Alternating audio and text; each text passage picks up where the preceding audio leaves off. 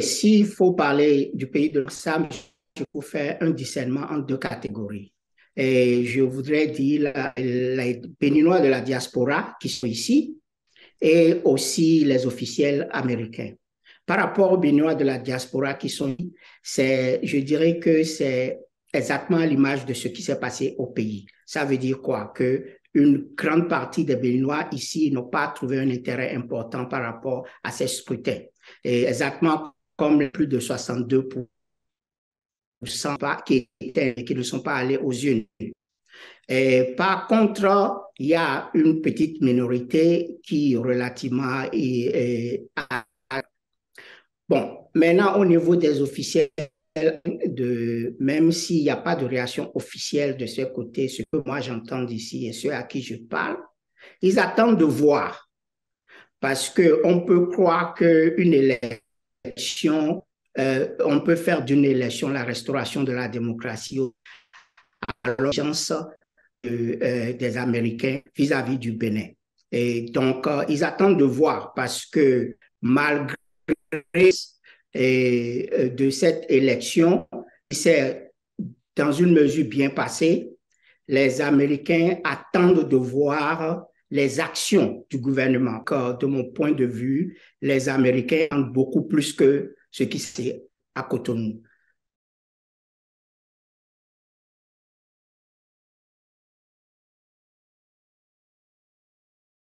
Le peuple béninois est sorti pour voter pour les démocrates, essentiellement parce qu'ils voulaient réparer et restaurer la démocratie et sauver l'âme du peuple béninois.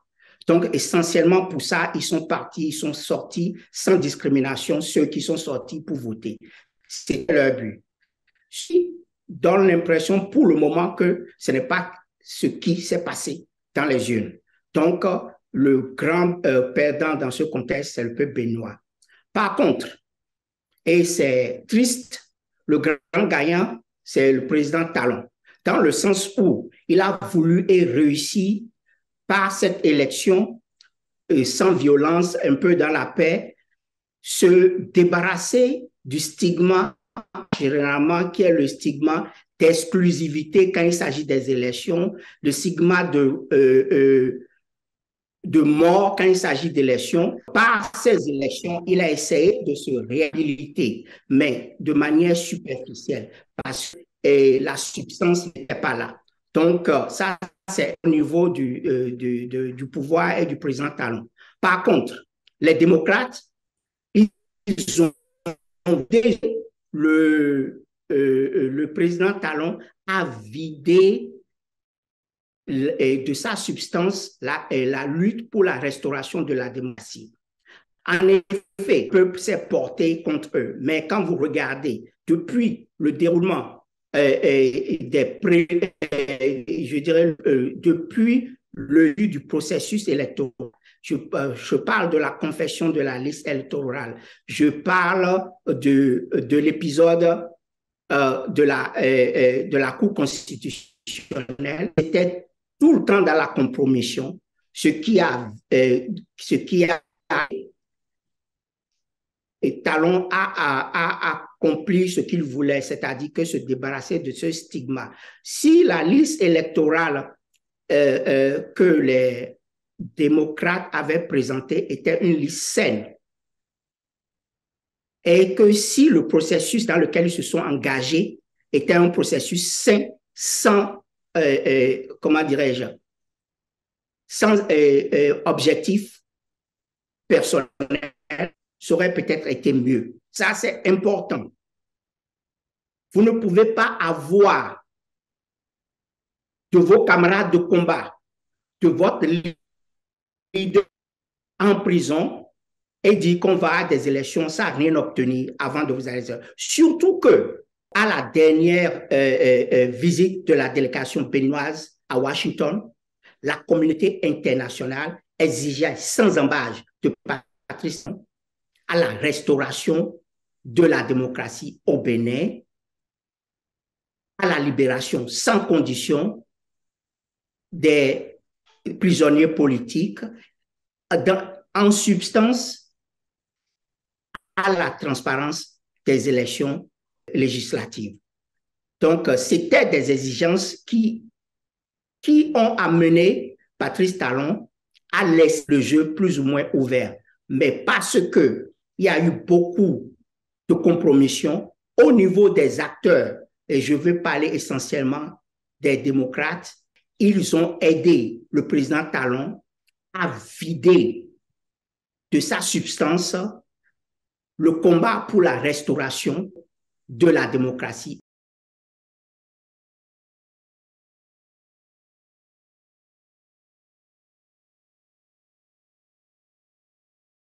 Comme je le disais plus tôt, pour moi, l'intérêt général, ce n'est pas une notion facultative. C'est une notion dominante, une notion essentielle. Les élections qui ont eu lieu n'ont pas servi l'intérêt général. J'en ai été beaucoup plus convaincu après ces résultats et le processus. Donc, pas du tout. J'ai été même convaincu que c'était la meilleure façon. C'est-à-dire appeler à des élections ou en allant aux élections, vous videz votre propre substance, ce n'est pas une élection. Moi, je n'appelle pas cela une élection. Et donc, non, pas du tout. Je crois que ma posture était claire, elle était dans l'intérêt général. Et surtout, ce qui est aussi assez réconfortant, le peuple béninois, je veux parler des plus de 62% qui ne sont pas allés voter, ont eu la même posture que moi.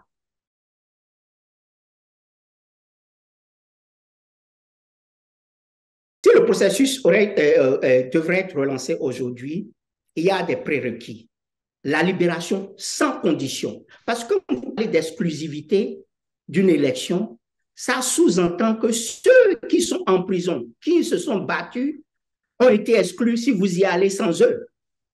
L'exclusivité d'une élection ne dépend pas seulement des acteurs politiques sur le terrain, mais c'est toute une population. Vous donnez la chance à tout le monde, sans exception, d'y aller. Le retour de tous les exilés, sans exception, même ceux à qui on demande de faire des comptes rendus judiciaires par rapport à des malversations financières, quitte à ce qu'ils viennent se défendre devant la justice et retirer les lois scélérates qui de cette exclusion. Et en ce moment, on sera en face vraiment d'un processus démocratique avec toute sa substance.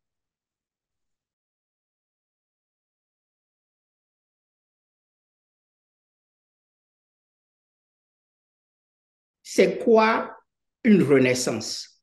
Une renaissance, ça sous-entend qu'on est reparti sur des bases saines. Est-ce que ces élections, est-ce qu'elles ont été vraiment entreprises sur des bases saines, des bases nouvelles? C'est ça une renaissance, renouveau, quelque chose qui est à neuf. Si les lois qui vous ont exclus sont toujours d'actualité, ceux qui ont été mis en prison sont toujours en prison, ont été chassés du pays, sont toujours à l'extérieur du pays, est-ce qu'on peut parler du renouveau? Pour moi, on ne peut pas faire du neuf avec du vieux. Dans ce contexte, je ne crois pas qu'il y ait eu un renouveau ou bien une renaissance démocratique dans ce processus électoral, ou bien par ce processus électoral. On a essayé de rétablir d'une manière ou d'une autre l'image du dictateur parce que en face des exigences, il n'a rien lâché, mais il s'est fait peau relativement neuve. Et comme je le disais plus tôt, on ne peut jamais faire du neuf avec du vieux. Donc, tôt ou tard, on y reviendra.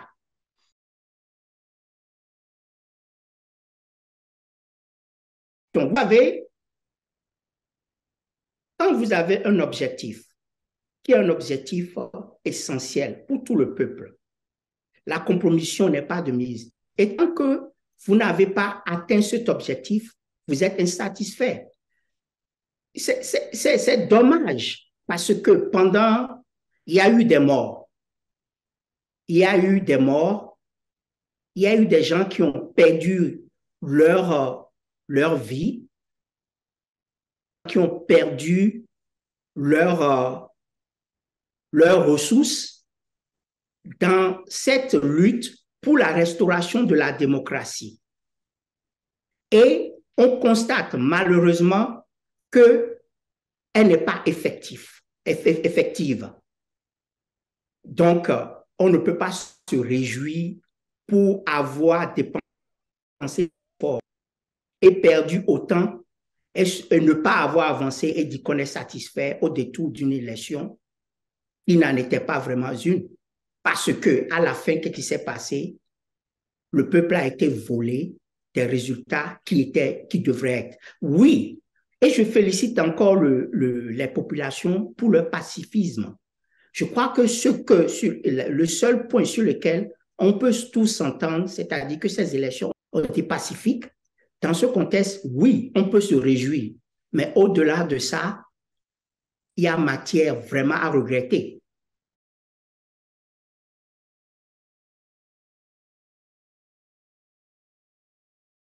Mais ça vient aussi, comment dirais-je, du factuel. Il y a matière à regretter pour ces élections. Comme je vous le disais plus tôt, la communauté internationale a embrassé la lutte du peuple béninois pour la restauration de la démocratie. Et dans ces exigences, elle a demandé explicitement à l'exécutif béninois que ces élections devraient servir à la restauration de la démocratie, à la libéralisation du pays, à la libération des prisonniers politiques et devraient permettre à l'opposition ou bien, comment dirais-je, à l'Assemblée, une assemblée qui reflète les aspirations du peuple. Au final, on n'a pas atteint ces objectifs. Mais par contre, la perception que dans ces élections font que si on ne fait pas attention, la communauté internationale va se désengager de son support vis-à-vis de l'opposition parce que les gens vont croire qu'au détour d'une élection où les démocrates ont participé, on a obtenu toutes ces substances qui étaient requises pour vraiment parler de restauration de la démocratie. D'où mon regret. Après ces élections, avec les résultats qui ont été publiés, il y a 28 députés de la dite opposition qui ira s'asseoir à l'Assemblée nationale. Mais je peux vous dire que parmi ces 28 députés, il y a au minimum une dizaine, sinon une quinzaine, qui ne répondront pas à leur leader, mais plutôt au leader du pouvoir, Patrice Talon, ce que dans la compromission et la mise en place des listes électorales, il y a eu des exigences où on a retiré certains pour les remplacer par d'autres. Et je mets au défi quiconque qui me dira le contraire. Dans ce contexte, vous n'aurez même pas la minorité de blocage à l'Assemblée qui devrait être, je suppose, de 22 ou d'une vingtaine pour empêcher, par exemple, une révision de la Constitution. D'autre part, les vieux briscards qui ont aussi été élus sur cette liste, les démocrates, qui étaient de la 7e législature, on connaît leur engagement quand il s'agit des lois scélérates. Parce que les lois scélérates ont commencé par être mises en place au cours de cette 7e législature. La plupart d'entre eux, malgré leur opposition de façade en ce temps-là, ont voté pour ces lois-là. Je vais nommément citer le président de les démocrates, Ndete, et on y reviendra, Basile Ahossi, Achade Noureni et j'en oublie. Parce que dans une liste, quand vous regardez la liste électorale des démocrates, vous vous rendez compte que on a essayé de créer artificiellement une liste où apparemment on peut retrouver des meneurs et en amont des inconnus qu'on peut dire des suivistes. Donc vous comprenez aisément que dans un contexte pareil, on ne peut pas parler d'opposition vraiment ou bien à l'Assemblée. Mais on a une opposition de façade qui arrange le président de la République à cause des exigences qui lui ont été faites à l'international. Il peut se targuer d'avoir une assemblée qui n'est plus monocolore, une assemblée où l'opposition siège, mais en vérité, cette opposition qui siège, c'est une opposition qui a été choisie. Pour revenir sur le président Ndete, par exemple, vous comprenez que le président Ndete, il a toujours été le président des démocrates. Pendant l'élection présidentielle passée, il était le leader de ce parti, même si la candidate de ce parti, c'était Rekia Amadougou. Avec son parti, ils sont allés aux élections. On a pris la plupart, sinon 80% des leaders et affiliés qu'on a mis en prison, d'autres qu'on a jetés au dehors.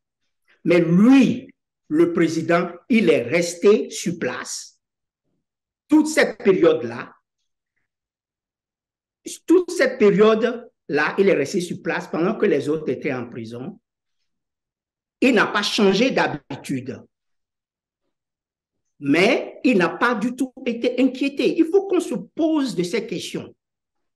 Pourquoi moi je suis avec un groupe, avec des partisans qui étaient indésirables, qui ont été indésirables, on les a chassés du pays, on les a foutus en prison, et moi, je suis leur leader, on me laisse en liberté. Quel intérêt je sers?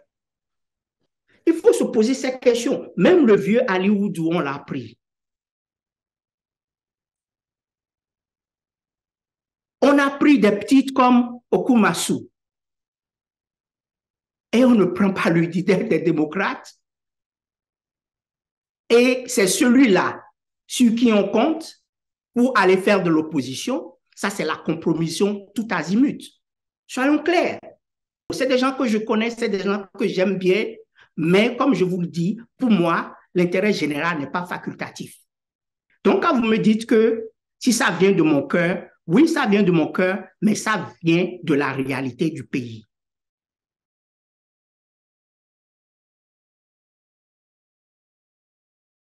Je vais vous répondre. Et je vais prendre un exemple encore qui va vous étonner. Comme j'ai répondu en décembre à 2 des ministres du président Talon qui m'ont contacté en marge du sommet Afrique, des leaders Afrique-Asie, je leur dis clairement, je n'ai aucune ambition politique au Bénin, aucun intérêt à me positionner sur quoi que ce soit dans le législatif ou l'exécutif. Je ne suis preneur d'aucun poste. Sincèrement, mon intérêt n'a rien de personnel parce que, au-delà de tout, rien ne m'intéresse au Bénin. Au-delà du fait que c'est mon pays et que j'ai une corde patriotique, aucune ambition, rien du tout. Je peux vous la garantir. À mon âge maintenant, tout ce à quoi j'aspire, c'est passer plus de temps avec ma famille. Parce que pendant longtemps, j'ai voyagé. Donc, ces positions, aucune des positions ne m'intéressait, aucune ambition. Non. Et c'est ce que j'ai répondu aux émissaires du pouvoir qui m'ont contacté. Et je veux parler de 2 de leurs ministres pour savoir, la question qu'ils m'ont posée, c'est de savoir, Monsieur Aruna, qu'est-ce que vous voulez? Et je leur ai répondu clairement, ça veut dire que vous ne m'écoutez pas, vous ne me lisez pas. Ce que je veux, c'est la restauration de la démocratie et la libération des prisonniers politiques.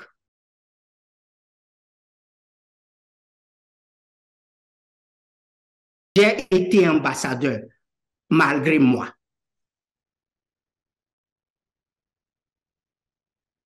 Donc, ce n'est pas quelque chose que j'aimerais visiter ou revisiter.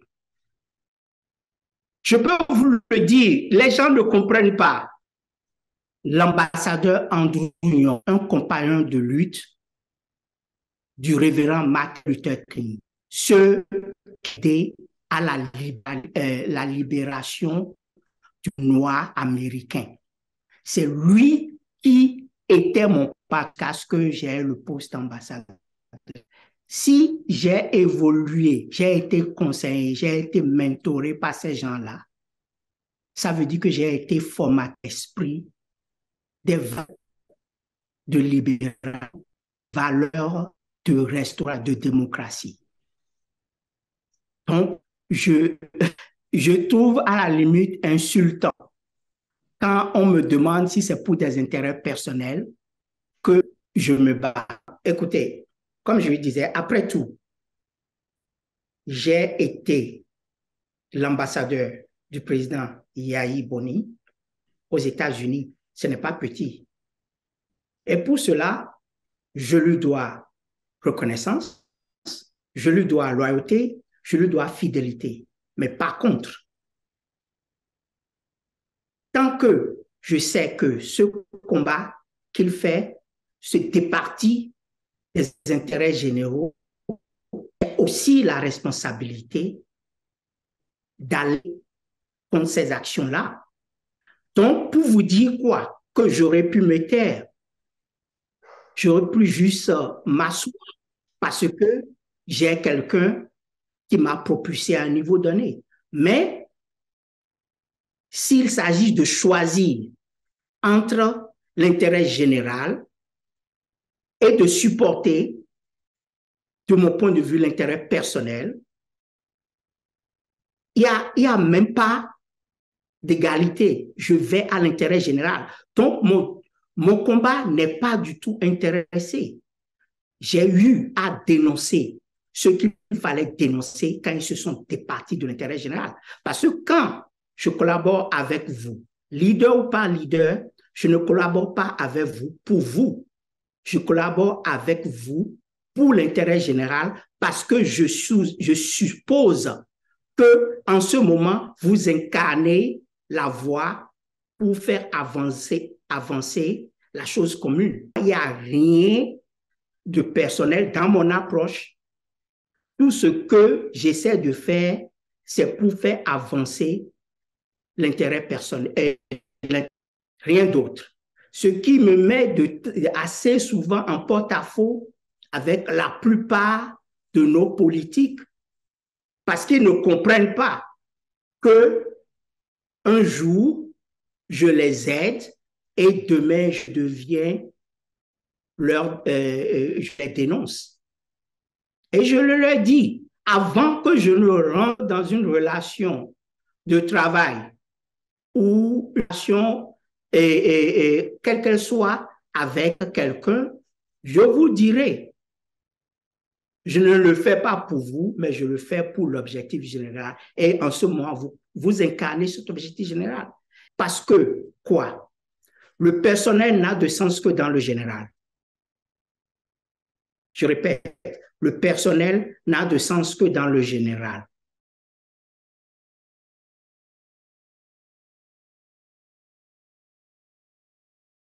Dans une mesure, oui, mais il faut qu'on fasse attention. Parce que si on parle du rajeunissement de la classe politique béninoise, il faut se demander, ces jeunes, ils sont allés à quelle école? S'ils sont allés à l'école de ceux qui sont les leaders d'aujourd'hui, ça veut dire que leur éducation politique a été ratée. Ça, c'est clair. C'est très important de le savoir parce qu'on ne peut pas avoir été éduqué par un corrompu et connaître autre chose que la corruption. on ne peut pas avoir été éduqué par un compromis et connaître autre chose que la compromission. Donc, c'est tout prudence quand on parle du renouvellement de la classe politique d'aujourd'hui. Vous le voyez, dans les actes, il fut un moment où, et jusqu'aujourd'hui, tout le monde veut aspirer à un poste électif, pas pour servir, pas pour ce que ça représente comme satisfaction intrinsèque pour l'intérêt général. Mais on y va parce que on peut se faire du beurre, on y va parce que on est sûr d'avoir de l'argent. Écoutez, la classe politique, et je parle opposition, mouvance confondue, c'est des opérateurs politiques. La plupart ne vivent que de la politique. Certains de ces jeunes qui essaient de se positionner pour que cette classe politique soit renouvelée, demandez-leur, vous faites quoi? Vous vivez indépendamment de la politique ou vous aspirez à vivre de la politique? C'est la question qu'il faut se poser sur le renouvellement de la jeunesse de la classe politique.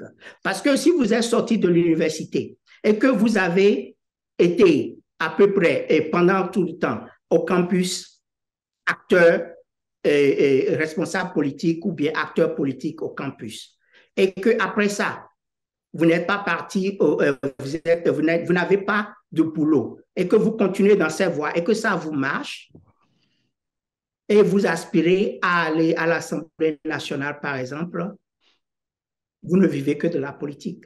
Mais quand on vit de la politique, on ne peut pas être exigeant envers soi-même. Donc, il faut qu'on fasse attention pour le renouvellement de la classe politique. Il faut qu'on reprenne les bases, qu'on inculque une certaine. Moi, c'est ce que moi, j'essaie de faire quand je prends ces postes publics. Il y a beaucoup de postes publics que j'ai eu à prendre, que certains me disent, mais vous, en tant qu'ancien ambassadeur, vous ne devrez pas prendre ces postures. Mais moi, je prends ces postures pour montrer à la jeunesse que il y a une autre alternative. Je viens de, de l'école nouvelle. C'est au temps où on faisait la révolution au Bénin. Il y a le patriotisme. Il y a ces notions. Ils sont des notions essentielles qui ont été inculquées. Donc, dans ces conditions, effectivement, il faut qu'on fasse attention pour de quelle classe du revenu de la classe politique, oui, mais la qualité de ce renouvellement important.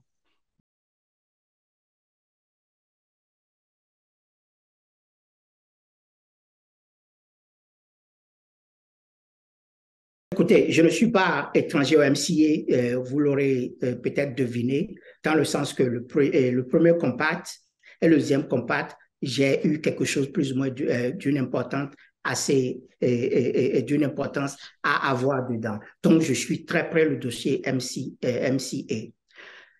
Dans le troisième compact, il faut qu'on fasse attention, c'est un compact régional. Un compact régional qui a été mis comment dire, qui a été obtenu par rapport à une condition régionale. Donc, dans ce contexte, je ne dirais pas que c'est un exploit.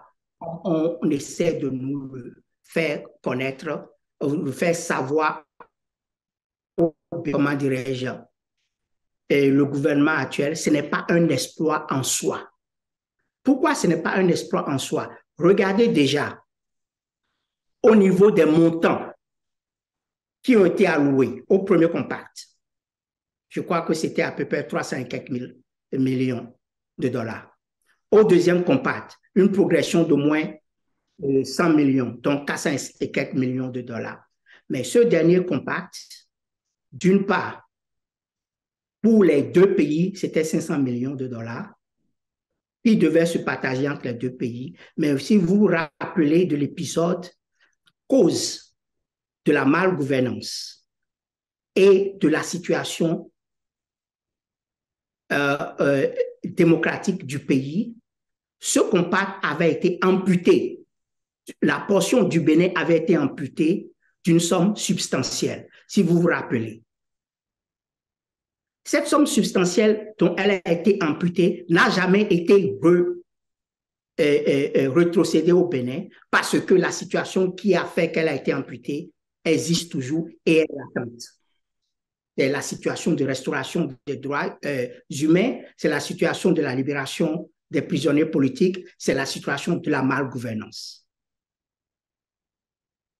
Pour aller plus loin, ça, c'est la substance, c'est les faits, ça.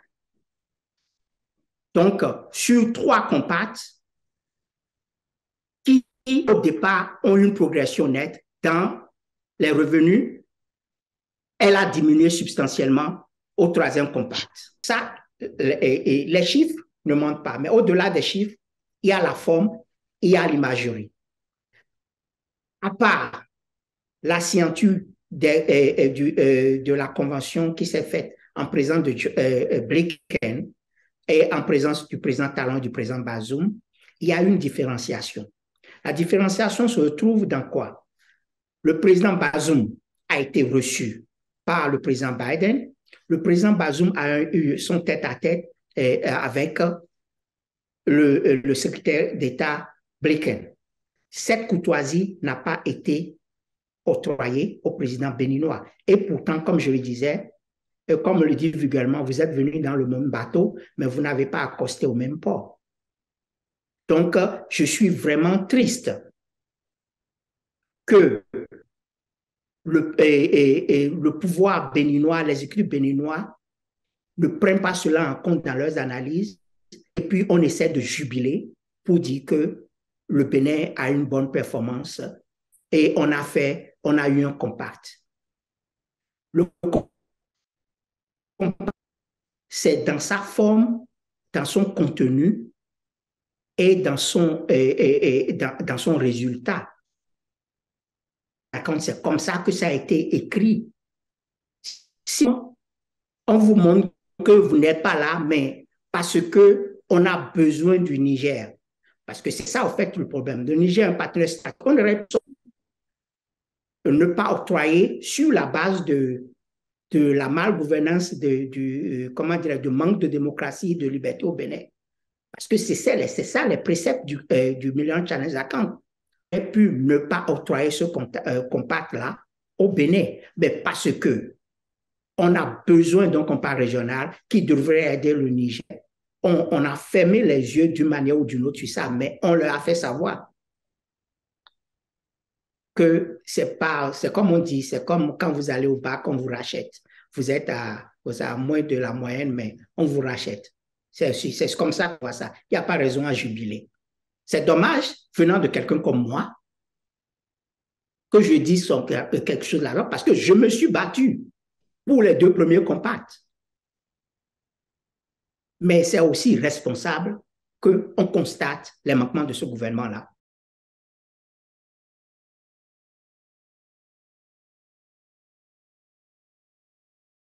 Pour répondre à ces questions, il faut qu'on réalise que rien n'a changé dans la substance. Le président Talon a toujours gardé son OPA sur le Bénin. Au départ, il a fait avec la chicotte. Maintenant, il le fait avec la carotte. C'est aussi simple que ça. On ne peut pas présumer d'une élection. Même si je salue l'atmosphère pacifique qui l'a entouré, on ne peut pas présumer de seule élection, sûrement pas de cette élection-là, pour parler de la restauration de la démocratie qu'elle s'est faite. Pourquoi? Parce que la restauration de la démocratie, c'est un ensemble substantif. Et dans cet ensemble substantif, il y a les lois scélérates, il y a les lois électorales, il y a les détenus politiques, il y a les exilés,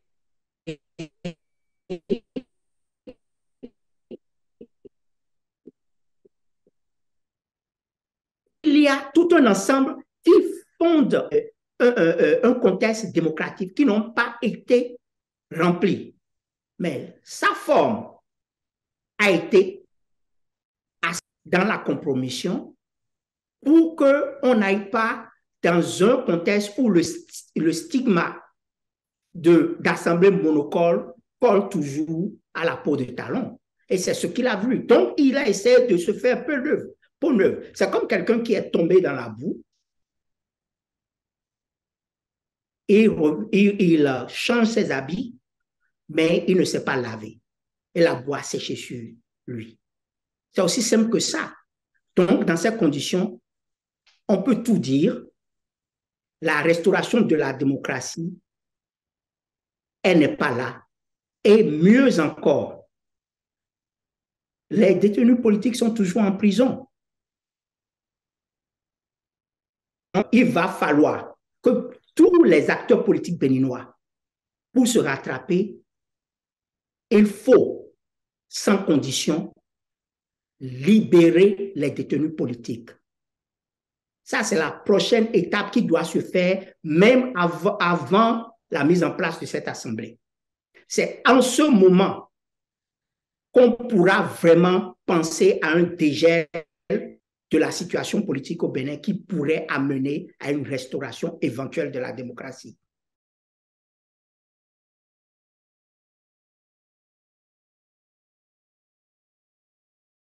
C'est dommage et c'est emblématique de la posture du gouvernement et de nos dirigeants. C'est-à-dire qu'il y a toujours un double standard. Au niveau de la corruption, oui, effectivement, joue est frappé par des lois. Par contre, que M. Gladiateur, qui est assis au palais de la République, s'empiffre. Je vais vous dire, je ne sais pas si vous avez suivi le rapport Magnitsky sur la gouvernance au Bénin.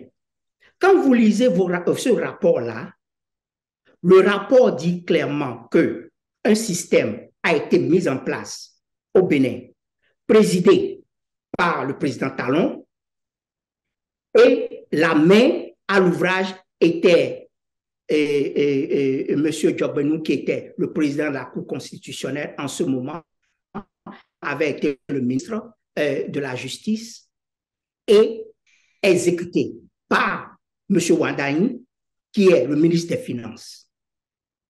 Cette structure mise en place a commencé par quoi? Qu'on a voté une loi à l'Assemblée nationale pour dire que quand le Bénin va faire un prêt à l'international, qu'on n'a pas besoin d'abord d'avoir l'autorisation ou la ratification de l'Assemblée nationale et que le pouvoir, dans les 90 jours, pourrait informer l'Assemblée nationale. Sans plus. Ça, on a enlevé le droit de regard du contribuable sur les dettes. On ne peut pas être juge et partie. L'exécutif, le président de la République, c'est lui qui décide de la direction du pays. Donc, ça sous-entend quoi? Des moyens qu'il faut. Et c'est lui qui va chercher ces moyens-là, mais personne ne sait où ces moyens vont. Et c'est dommage parce qu'il y a des gens autour du président dans cette administration qui ont occupé des places très importantes à la hiérarchie mondiale et qui connaissent ces règles-là de malgouvernance, mais qui acceptent parce qu'ils sont dans la compromission.